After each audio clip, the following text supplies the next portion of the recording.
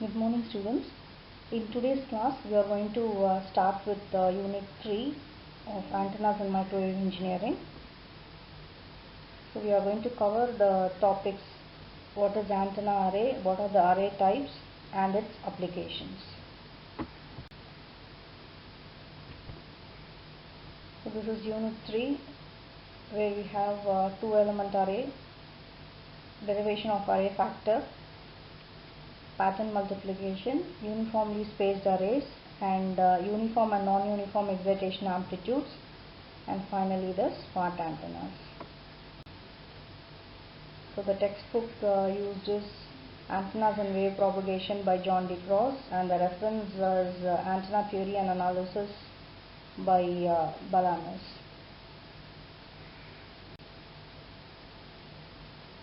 So what is antenna array? In previous classes we have seen what is antenna. We always use antenna as a single element. Now instead of using an antenna as a single element, if an n number of antenna is aligned together, then such an format is called as antenna array. It is a system of similar antennas oriented similarly to get a greater directivity. So whatever directivity we get in the desired direction using a single antenna, using an array we get a better directivity. So it is a radiating system consisting of several spaced and properly phased radiators. So you know that radiators is another name for antenna. So in antenna array, the total field produced by an antenna will be the vector summation of all the individual fields produced by each and every antenna present in the array system. So you can classify an antenna array as a linear array or a uniform linear array. So it is said to be linear if all the individual antennas present in the antenna array is equally spaced on a straight line. Each and every individual antenna of an array it is called as elements. So if each and every element of an array is spaced equally on a straight line, then it is called as linear array. And if it is fed with the current of equal amplitude with uniform progressive phase shift along the line, then it is called as uniform linear array. So there are different forms of antenna arrays, which are broadside array, end-fire array, collinear array, and parasitic array. So you will see what is broadside array. So this is the diagrammatic representation of a broadside array where you have the antennas arranged horizontally. So when the antennas array is arranged horizontally, where we have an antenna array axis horizontal, the maximum direction will be perpendicular to the antenna axis. Such an array you call as broadside array. So the principal radiation or the maximum radiation is normal to the axis of array. So each and every antenna element is spaced equally at a distance represented by d, or it can be d by 4 or d by 8, any fixed distance it can be, and maximum will be obtained perpendicular to the antenna axis if each and every element is fed with a current of equal amplitude and in phase with each other. So this is the diagrammatic representation again, where we have the broadside array arrangement in the first diagram, where the antenna is arranged with the antenna axis horizontal, and maximas will be available perpendicular to the horizontal axis, that is in the vertical direction. And the second diagram gives the front view of the array, and the third diagram gives the top view. So in broadside array, end-fire array, and collinear array, each and every element will be fed. And in the third diagram you can see that all the elements are fed at the center. So it is center feed broadside array antenna. So this is the diagrammatic representation of a radiation pattern. So if we have the antenna, each and every dot here indicates the antenna. So if the antenna or the elements of an array are arranged vertically, then the maximum of the lobe is available perpendicular to it, that is in the horizontal direction. If the antenna is arranged horizontally, the maximum radiation will be available perpendicular to it, which is vertically. The pattern of the radiation will be the dognet shaped or the 8 shaped pattern. where the amplitude of the feeding element is represented by capital A given by A exponential minus J psi, where psi is the angle given by Kd cos theta plus beta, where beta is the excitation, K is 2 pi by lambda, and Kd cos theta is due to the path difference. So if for a broadside array, normally the elements will be placed perpendicular to the axis. The pattern will be bidirectional. So to avoid the grating lobes, the spacing is kept less than lambda. That is, normally the spacing is selected as lambda by 4 with the current in phase by 90 degrees. So this is the diagrammatic representation of lambda by 4 spaced broadside array. Next, moving on to the end fire array.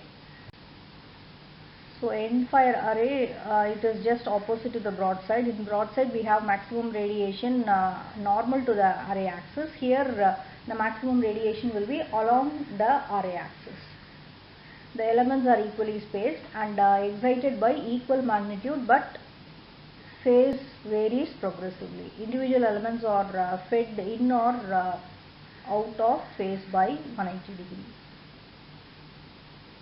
So this is the diagrammatic representation where if we have the antennas arranged in the horizontal direction, antenna array arranged in a horizontal direction, we have the maximas available in the same direction itself along the axis of the array. In previous case it was perpendicular to the axis of the array, so we had beta as 0, but now beta can be either 0 or 180 degree.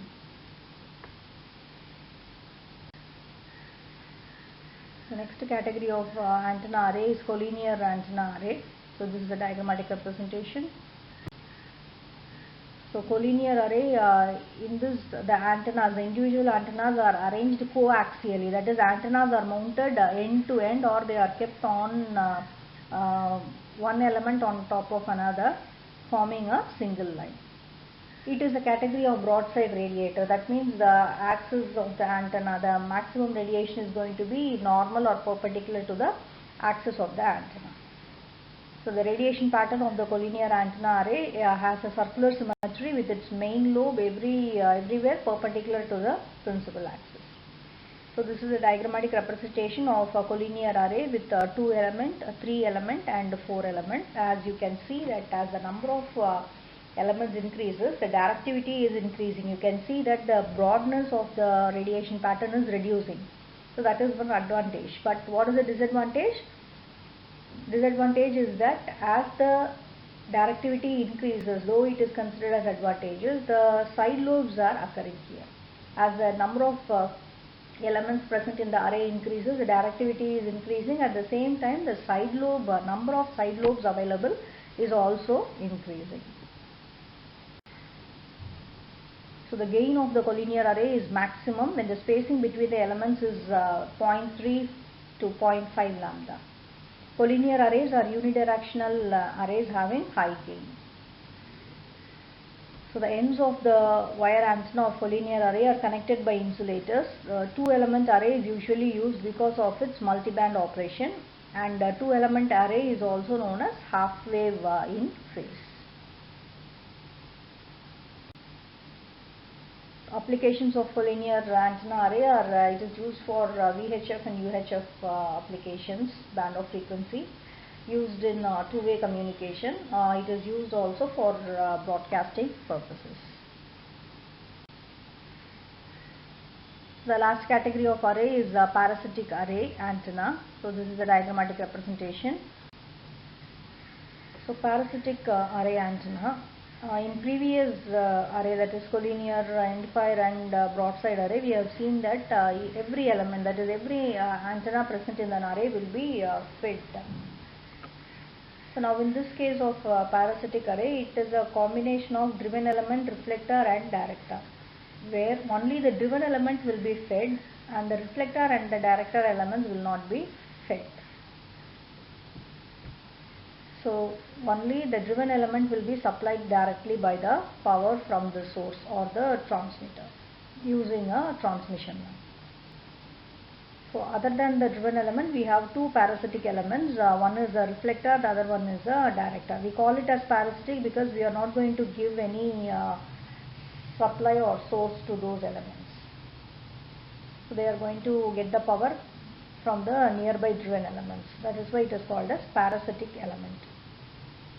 So reflector, it is a parasitic element which is 5% longer than the driven element.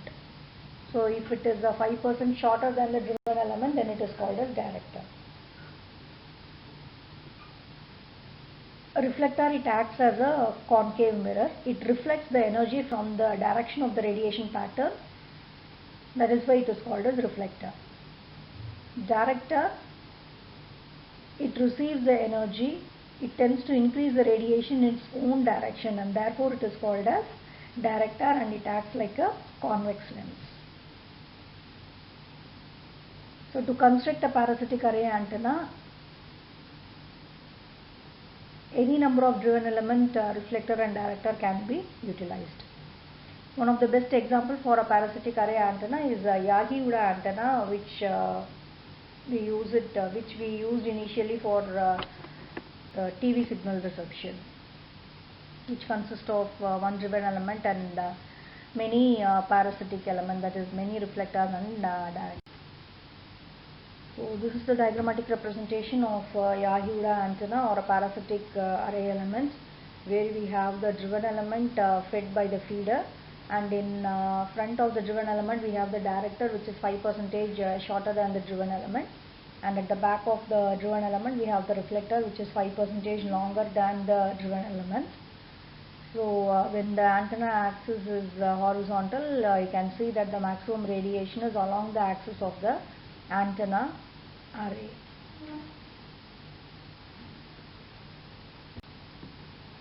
Thank you.